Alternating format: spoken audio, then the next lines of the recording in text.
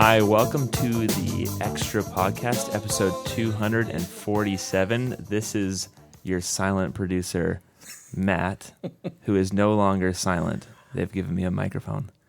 It's what happens at spring break. This is a big day. It's a huge day. I'm expecting angelic choirs to burst forth here. My heart is pounding. I'm excited. Are you sweating? I'm sweating. A little bit? There's like beads coming off my forehead. Yeah. It's not a pretty sight. No. No. This is why you don't talk. Yes. This is why I remain silent. Around me, we have Greg, Hi. Kristal, Hello. and Johnny. Hi there. Yes. I have to say, the poll results are in from last week. Right. About Did you guys know? mustard. Did you listen to the podcast last Yeah. week? About mustard? Everyone listen. Jeff was on a rant. First of all, before we get the results, before they're made, do you guys know the results? No. No, Okay. no. Do you think Jeff was totally wrong Yes. in his overstatement of people's hatred for mustard? Yeah, I do. But then again, I spent a lot of time in Germany where they eat a lot of wurst with mustard. Like, I'll say it again next week or whenever he's back and we talk about this again. I just can't believe how overestimating he is about people's distaste of mustard. Yeah. I mean, he'd say it about broccoli too. Yeah, I think it's whatever he dislikes, he assumes masses of people also dislike. There's some moral category to him, just like that everyone should agree Totally. with. Yeah. And I can say this all freely because I know he doesn't listen to the podcast. Yeah. When he's not here. And I'll say it again to his face later. There you go. The hatred of mustard is not universal. Yeah, so what did people say? Gotta Well, see. I can't add the recent poll results now. I can't figure that percentage out. I'm not good at math. When did you Okay. cut off the day? It was yesterday. Okay.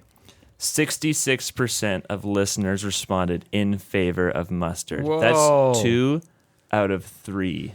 Apparently, the French's Wow. Corporation is safe for now.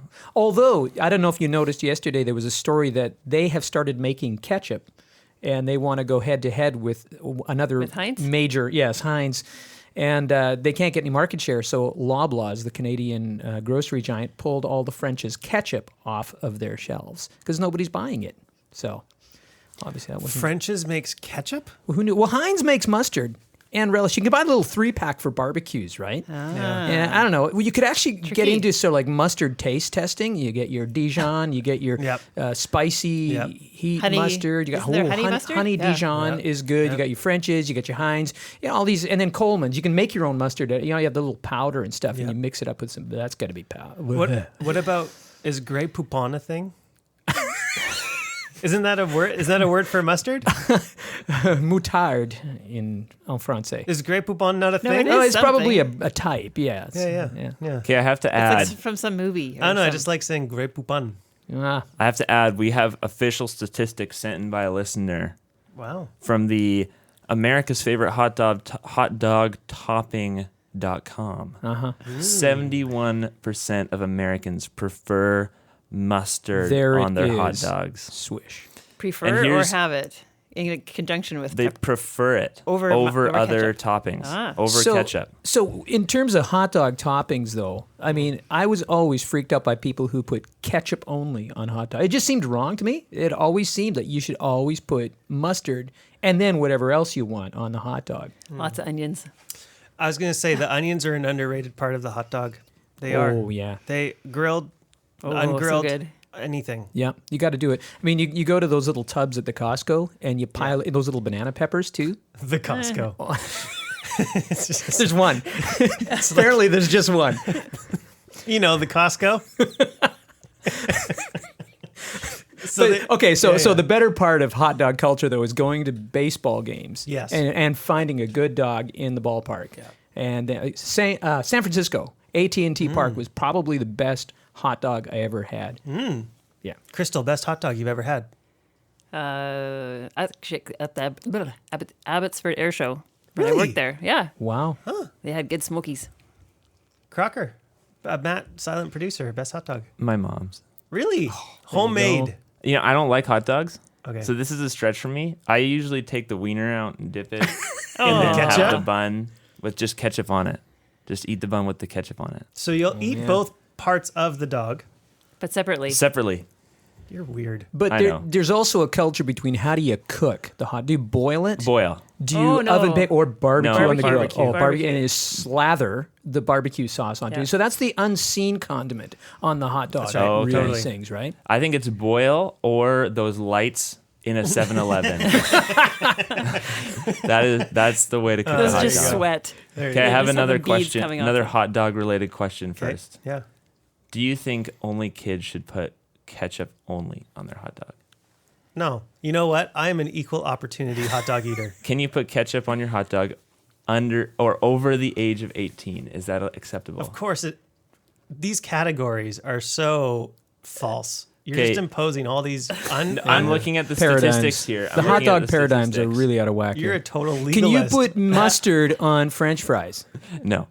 You can't be a Christian. I don't and know. do that. Dijon mustard mixed with mayonnaise. That's a real Belgian thing. Yeah, I do Ooh, I the don't I do know. the mayo mixed with ketchup sometimes with the French fries.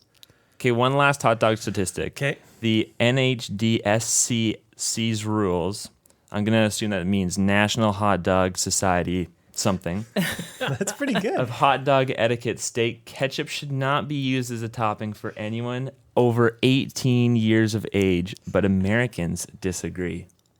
This is the National apparently a Hot free Dog country when it comes Society's to hot dogs. etiquette. I don't make this stuff up. The American people are like, we have an association for hot dogs. They've decided. Since when do they get to tell us anything? Looks like they might be just about as passionate as hot dogs there about the political climate. Past the French's. Who would be Ketchup. passionate about hot dogs? You. Well, I am. I eat them separately. It's the only way. All right. Okay, we're gonna get into some questions now.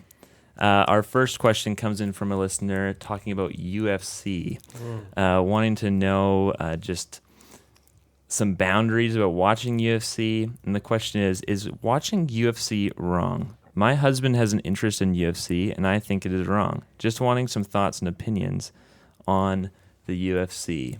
So what are your thoughts and opinions, podcast crew?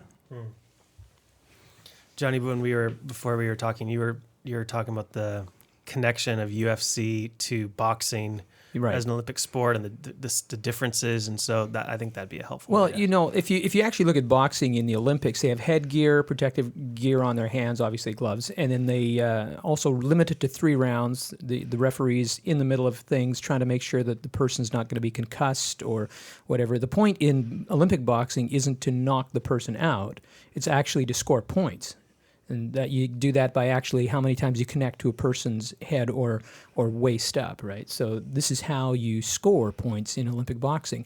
The boxing culture, though, if you go back further enough in our society, you get the bare knuckle back alley kind of, let's put a $5 down and find out who wins, the betting culture. There's all that kind of back street culture involved in the bare knuckle culture. And I think there's more to do with UFC out of that culture than there is out of the Olympic boxing culture.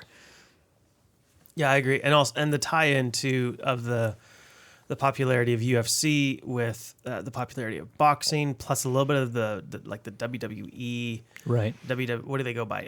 WWE C, now? I don't know, Something like that, WWW? World Wildlife Dot- Foundation took WWF. Right, the Wildlife Yeah, Foundation right. took WWF. So, like, there's a real mixture of entertainments going on with UFC in terms of, well, I mean, even the mixing of the different types of martial arts that they use, right? It's right in the fabric of it. I personally have never really felt like I had a dog in the race of UFC. I know some people, it's like you're not a man if you don't like watching UFC. And some people feel like you are not a man if you do watch it. And I've never really had a passionate position on it, but Yeah, I know. I have some friends who know martial arts, and so they watch it with that in mind. And for them, it's an amazing kind of feat of athleticism, and yeah, But sport, martial so arts, they would though, see it that in way. the 70s when Kung Fu was the big program on television when I was a kid, the big plus about this was it was self-defense. You never, Kwai Chang Caine, he never actually aggressively used his Kung Fu powers. He only used them to defend the weak and to defend himself. So it's quite different from those kind of martial art sports in which the people agree to get in the ring and really hurt each other. So I was telling you the story about my friend from England who came with me to a Vancouver Canucks game back in the 90s when we were living in England, and we came back to visit. They came with us. Hey, local hockey team, NHL, let's go. So we went to a game, and there were a lot of fights that night. And my English friend was really upset that, you came to watch a hockey game and a fight broke out. It's kind of the Rodney Dangerfield thing. What a fight in a hockey game broke out. Yeah. That's pretty good. It's a good Dangerfield. It's getting there. I'm almost as old as Rodney Dangerfield. You can't see it, but he even did the collar thing. The collar he thing. really But I got no respect. But he wanted to get his money back. He says, I came to a hockey. I didn't come to a fight. And he says he was going to write the Vancouver Canucks. He was all up in arms. I said, your brother is a competitive kickboxer in England. And those people get in the ring specifically to hurt each other. The violence in a hockey game is a byproduct of their competitive nature and not the sport itself. And so I kind of tried to talk him off the ledge of trying to get his money back. He didn't enjoy the game anyway. But. Right. So can I nuance this a little bit? You have two consenting adults getting in a ring together and fighting. Right. Why is that wrong? Well, not only just are they fighting, but they're in on a process that is going to provide them with income, and it's providing entertainment to others. It's done in a controlled setting where there is medical personnel around. Sounds like gladiatorial combat. Except not to the death. So no medical personnel. Yeah. No lions No. in the vicinity. I mean... No, that would be the argument, right? For why is it morally offensive if that's the case? Yeah, I'm just wondering because in our culture, it's all about consent. So if you have two adults consenting to partake in a particular activity, even if that means they'll get bloody noses and plates put in their skulls and all sorts of things, why would we look at that as wrong? And so I'm just wondering, from a Christian perspective, why would we see that as wrong? I think I do feel that we should have a bent away from violence. I think that the culture of nonviolence would be something that we should lean into. But there's always going to be a sense of where does the line between competitiveness and violence get blurred, like in football, where there's a lot of discussion about the concussion issues and the lingering issues that some people have and the kind of amount of pain relief substances that people have to take in order to get through games, what's it doing to them, the side effects. There's all kinds of this. They're asked to do these things knowing that they're going to be in a violent sport. And so much of the laws or the rules that are coming into NFL now are to protect the defenseless player. And so they're trying to minimize the nature of violence in a game which is inherently violent. And I kind of struggle with that because I really enjoy watching football. My son played it for years and years. And I appreciate the strategy of the game and, even the aesthetics of the game, the throwing, the running, but I confess I love a really big tackle. I love the sound of the crunch of the players coming together. But I love it when they can both get up off the field. That's why they're wearing helmets and pads and stuff. So I kind of like that form of aggression that's in a contained area where nobody's going to get hurt versus aggression where people are going to say, I'm going to march my mob onto this field with my sticks and my knife, and you're going to march that mob onto, and we're going to decide who's actually better and stronger. And I think that's kind of the antithesis of the teaching we should be adhered to. We see that in hockey too now. They've been pushing, backlashing lots against the fighting culture in hockey in the last couple of years, especially in minor hockey leagues, where you've had kids growing up in this culture where it's okay to be violent in fights, and you have kids that are 13 jumping on the ice and pulling each other's helmets off and getting in brawls. Yeah. So they've pushed back a lot against that. Yeah, the hitting has really been reduced within minor hockey. Yeah, exactly. Yeah. All the house players aren't allowed to hit at all, and then rep, you have to be over grade 8, I think, bantam before you can. So they're trying to protect people, especially the younger ages. Yeah, and of course there's insurance reasons behind all that as well, but it's just pushing the non-violence too. In the competitive sport arena. So here's a distinction that I think we can make about it is that the point of UFC isn't to injure, the point is to win, and the injury might and often does come along with it. I'm not convinced that, so if you're going to buy that premise, that I just put out. You might not, whatever. But let's say it's right. Let's say the point is to win, not to injure. I don't see how that is any different from the other major sports that involve contact, where the point is to win, and a not preferred outcome of the nature of the sport is that injuries occur. So I think football's in that category. I think hockey's in that category. So the reason why I've never made a strong stance against UFC, I don't like it as a sport. I never watch it. I don't care about it. I think there's better things to watch and to spend our time to be entertained by than UFC. But the reason why I haven't gotten on a soapbox to talk against it is because I don't see how it's different as a sport than other contact sports where the point is to win and injuries happen as a part of it. I haven't been able to make a case. So there's a rather against blurred it. line there. Yeah.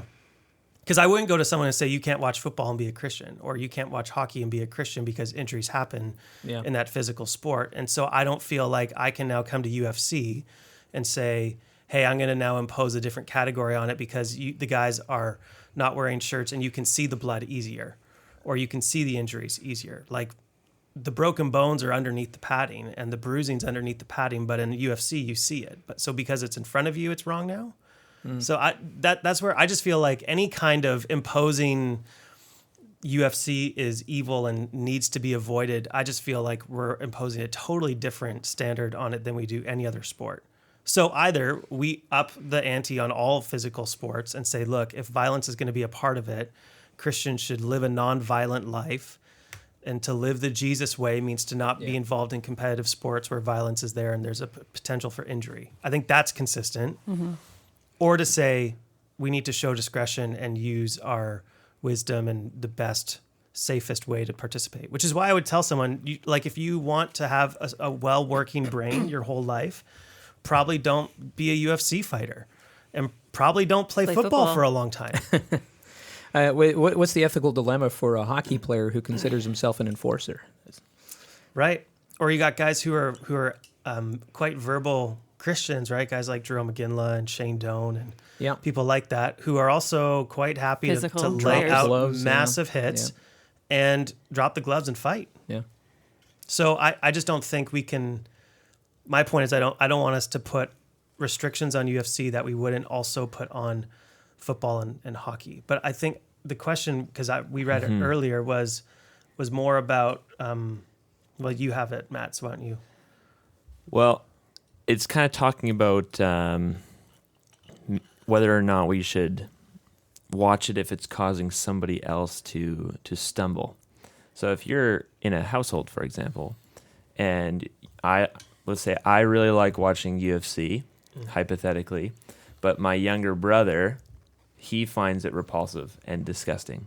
Should I be watching UFC if my younger brother finds it repulsive and disgusting for a Christian to watch UFC? So I think the younger brother is a little different than a husband-wife relationship, because I think when you're protecting someone younger than you, it's a little different. I think with a husband-wife, there has to be a certain level of grace for each other's tastes and interests, and yet a certain level of care for the other, right? Yeah, okay, let's put it in that context then. Let's say I'm watching UFC and my wife doesn't like it. Yeah. But I continue to watch it. I'm like, I don't want to be legalistic. I'm allowed to, Christian freedom.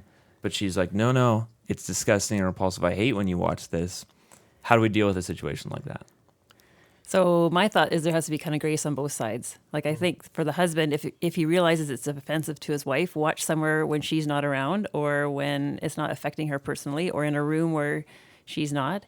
For a wife to say, well, I don't really agree with this and I have maybe certain boundaries around it. Like, I don't want to watch it. But I think we have to have grace for the fact that maybe as men and women, we might be different. As personalities, we have different personalities. I know my husband and I are polar opposites in some things, and we have to respect the areas that we're polar opposite in and not force, each other to be the same. Like, there's reasons why we're different. So I think there's a little bit of grace required on both sides there. I think if UFC was sinful, then it's different. Then it's a different conversation, because we're not saying just do your sin in private so that it doesn't offend me. That's not what we're saying. And so for those who would say Greg's whole paradigm of how UFC is not sinful, blah, blah, blah, he's totally wrong.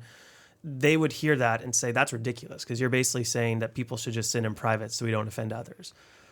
But if we're going to say that watching UFC isn't sinful, I think that's the way we got to do it, right? I think 1 Corinthians 8 gives us that kind of a paradigm, this idea that, look, the activity itself isn't sinful, but your participation in it is going to cause people to stumble. So don't do that. Don't flaunt it. In the context Yeah. where it's going to cause other people to stumble. So the person who feels the freedom needs to limit their freedom for the sake of the other. And at the same time, I would say to the spouse who is against it that you need to be willing to put things into your life and routine so that you are allowing your spouse to be entertained by the things that give them joy, and where you remove yourself from the situation. And likewise, your husband or your spouse, whatever the case may be, needs to be respectful and more others focused as well. I think it's a both people. There's no one spouse doesn't win this argument kind of thing. I think it's both need to find a way to make it work in the context of their relationship. So this is a prefer one another matter here. Yeah, I think as Christians we prefer the other. Yeah. That's something that the New Testament says that marks us, right? Is this idea of not preferring ourselves. We prefer Jesus first and foremost, which leads us to prefer our brothers and sisters above us. And so when we insist on our own selfish desires all the time, man, that doesn't look like a Christian. So that goes for both sides of the coin on this issue, I think, because I don't think UFC is a blatant sin that needs to be disavowed from your life entirely. Again, I don't think it's wise. I just wouldn't spend my time that way, but that's because people like different things and are into different things. So, and I think it applies to all sorts of issues, right? My wife likes particular movies. I don't like particular movies, and I like particular movies, and she doesn't like those movies. And so sometimes if she's going to get scared or if she's not going to enjoy the movie, I won't watch it around her, right? Right. Yeah. It's the same sort of issue. If it's not a direct sin to be partaking in watching it, then it's just about being charitable around the other person.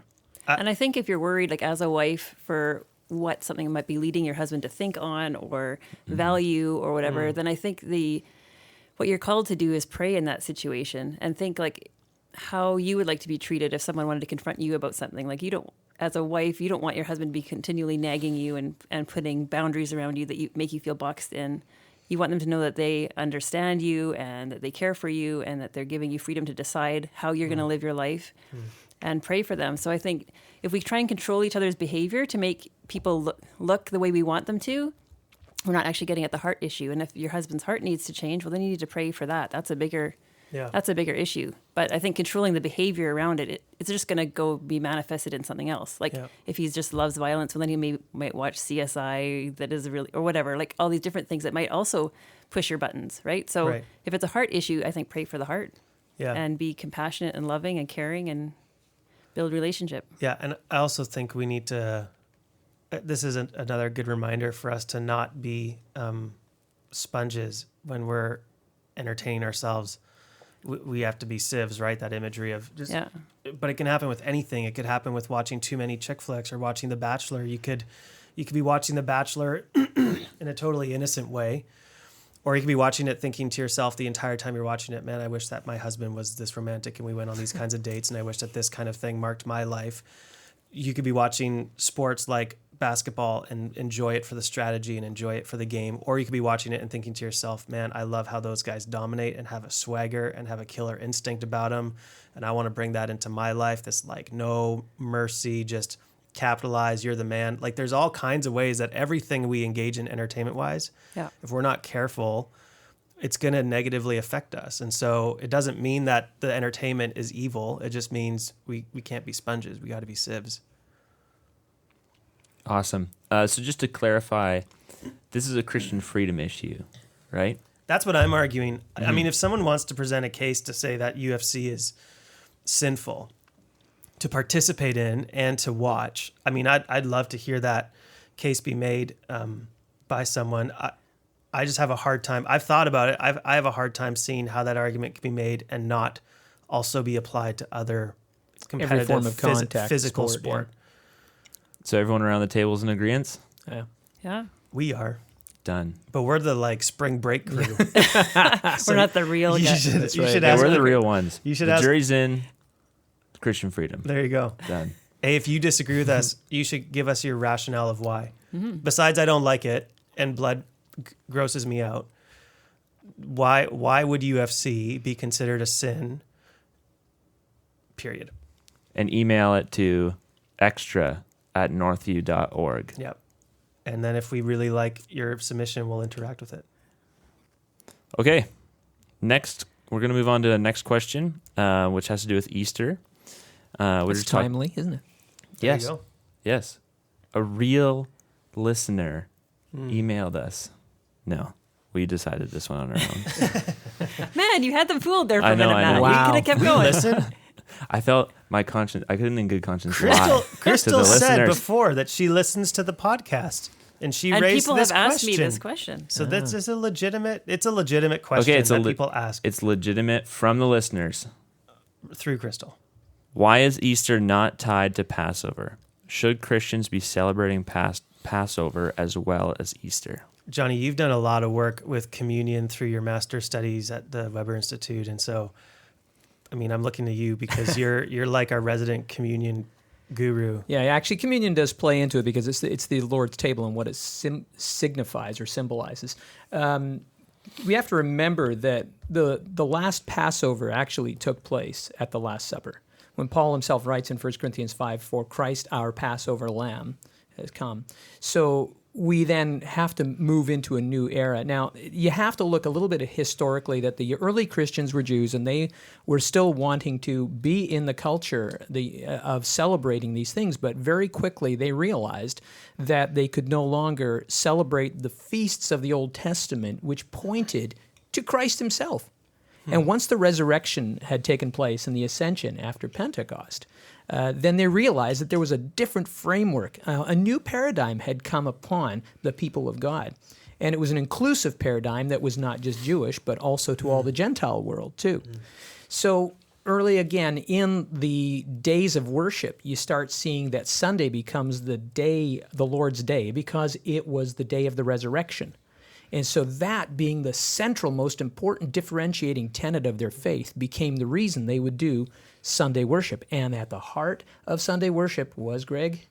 Communion. Communion, celebrating the Lord's table. And you know, sometimes we have this personal piety act that we do when we're doing communion in our evangelical world, but the Lord's table unpacks the entire gospel story from creation right through to Christ's return, including the incarnation, the death and the atonement, the resurrection. You know, in the Emmaus Road, he breaks bread and their eyes are open in that story, and you've got this connection. So there is a sense that the resurrection through the Lord's table was the ultimate celebration, and that was implemented weekly. So there was a natural sense that when they wanted to celebrate Christ's resurrection on an annual sense, that they could do it on the Sunday. Now, the difficulty you'd run into is that Passover fell on a calendar, on different days of the calendar, the 15th of Nisan, I believe it was. And so that could be any day of the week. But the early church fathers said, no, it's appropriate that we celebrate the resurrection on what we consider Resurrection Day, Sunday. And so they made that festival to fall on the Sunday, and that meant that it was different from Passover. But there was also another factor at play here, and that was the Judaizing impact of the New Testament period, when a lot of the Jews said, if you become Christian, you must still keep these Jewish festivals. You must still only eat these foods and do all these things. Of course, we see in the book of Acts, the book of Galatians, the book of Hebrews, all these things being unpacked, saying that this is now a different era, and we don't need to be keeping some of those things in there. So they wanted to put some distance between the church and the Judaizing aspect of that culture, who wanted them to be Christians plus, right? So that was difficult for the Gentiles, but also they realized that when the Jews began to persecute the church greatly, kick them out of the synagogues for proclaiming Christ, Jesus as the Christ, and then they had to meet in their homes. Well, it was natural for them to then say, we need a newer identity. We are not just a Jewish sect. We are a sect of Jews and Gentiles. And what are we built around? We're built around Christ. And as Paul preached, it's about the resurrection here. So Easter and the resurrection grew out of the Lord's Day on the Sunday. And so we don't have to celebrate Passover in this generation. I think those who want to celebrate Passover as a way of understanding the historical symbolism that pointed to Christ, that's a good historical study. Yeah. And I think you've done that with your women's group as well, Kristal. Yeah, like I think the tragedy in some ways is that as New Testament believers, we don't spend a lot of time on that Old Testament symbolism, and we don't know all the pieces that led up to Christ. And the more we study it and know it, I think the more rich the story of who Jesus is becomes to us, right? The more we understand exactly what he did, and the more we understand the book of Hebrews and other books that unpack that. But we don't want to get caught up in thinking that that is still what we should do as modern day Christians. Well, then there's a stream of the church who think that we should actually be doing the Passover yearly. And for some people, they have different theological reasons. But in reading some of the research, there was actually a rabbi who was very adamant that Christians should not be doing Passover. And he gave 2 reasons. Number one, this is not your story. No. This is the story of the Jewish people coming out of Egypt. Now, you can say that it's representative and it foreshadows, but we need to be remembering that it's a cultural narrative that it's For replicating. their nation. Yeah, That's right. they're ethnic people. Yeah. And so the other part of it, he says, well, even by your own apostles' teaching, they're teaching that salvation comes by grace, not by the keeping of the law. And he says, right in the Passover Seder, by keeping these things, you will be justified. And so there's a theological danger that we lean into, that we could become legalistic in trying to approach the Old Testament. And there's been a great deal of heretical sects who basically have gone the reverse exegetically and tried to read Jesus through the Old Testament versus, seeing it point to him. Yes, that's right. Plus, I mean, for us, you said so many great things. One of the things that I was going to pick up on was it's great for us as Gentiles to be able to see the history of the feasts find its fulfillment in the meal of communion, where in the meal that has been given to us, we aren't lacking of any meals. We get the meal that is the fulfillment of all of those meals pointing towards. So one of the things that is a challenge for us is because we don't see communion as a meal. We see it as a gluten-free cracker. Sorry, everybody. It's your fault, Greg. I know. Hey, you got to prefer others. That's right. So we have a gluten-free cracker and a little thing of juice. And so we don't see it as a feast. We don't see it as a meal, whereas, Johnny, I'm sure you know this, the early church would have actually had a meal. Yeah, it was actually part of a whole evening meal culture that in the same way, like a banquet was a meal with a special speaker in the Middle Eastern culture. And so whether that was Greek or Rome or whatever, that's what happened. And so as part of the banquet, they would have a special speaker. And in Christian circles, they would incorporate biblical teaching. And the highlight of that was that they would actually be celebrating the Lord's table as we go. Well, we talked about the inclusion of the Gentiles, and Greg was talking about the Lord's table and how it symbolizes. The culture of the banquet was what it come. They were meeting in homes, and they could do this, and there was like 30 or 40 people. And once the church began to grow so immensely, they had to actually move out of homes into purpose-built structures where everybody could participate. They did not want to take out that memorial meal of remembering Christ's resurrection in there. So they made it a much smaller token of the cup and the bread. And that's what we're with today. But, I think there are churches who still would insist that, no, you must use wine in the cup and you must use a loaf of bread because of certain... I'm not so convinced that it's about the particular elements and it has to be just that. I mean, these were cultural elements found on the dinner table that had significance. They had significance even for the Jews in how they did their prayers around the table. It was all about giving thanks. And there's the bigger picture. Is it the elements or is it the act of giving thanks? And I think that's where I would come down to. So we see that the Passover in the giving of thanks of God is fulfilled, like you said, in the Lord's table. When was, do you know when Easter was officially kind of separated from Passover in terms of a calendar No, item? there was no real delineation other than if you start going back to the Council of Nicaea 325, but it had already been finding its own division or separation long before then. And I think by the time of the desecration of the temple or the destruction of the temple in 70 AD, things were pretty divided already at that point into two trajectories. So, but, the whole Easter kind of celebration is multifaceted. We're in this season of Lent, which we don't really follow in our church tradition, but many church traditions do. It's kind of like when we had the discussion of Advent back in December. It's a good exercise, spiritual discipline, to do without something and fast for a purpose, for the recognition and remembrance of what we're doing it for, not to earn points, but so that it helps us to remember, and that's an act of worship. Anamnesis is the way of remembering something or doing something from the past that points to the future hope that we have. So Lent was this season that they adjoined to Easter because Easter was the prime time for initiating believers through baptism into the church. And so that whole catechesis period leading up to it, which was as much as 2 years, would culminate in a series of weeks of fasting. And they turned it from a week, Holy Week, into 40 days because it matched Jesus' 40 days in the wilderness. And so you had the church kind of looking at the symbolism of the gospel stories and how can we live out and keep learning and remembering the gospel stories. Well, let's do it through the calendar year. So then it became a way of initiating at Ash Wednesday when you take the ashes and you put a little X or a cross on your forehead to remember your own mortality. And then you take this sort of ascetic period where you deny yourself these things. And then up to what they called the Triduum at the end of Holy Week, which was Friday, Good Friday. Then the Vigil Saturday, which was the day in between. And they had a lot of readings and prayers, but they did not celebrate the Lord's Supper on the Saturday. Because of that reason, they were denying themselves. And then they would break fast at daylight, breakfast, and they would break fast at daylight with the Lord's table, and that's where we get the tradition of the sunrise service. And so then they would celebrate, He is risen, and everybody would shout, He's risen indeed. There we go.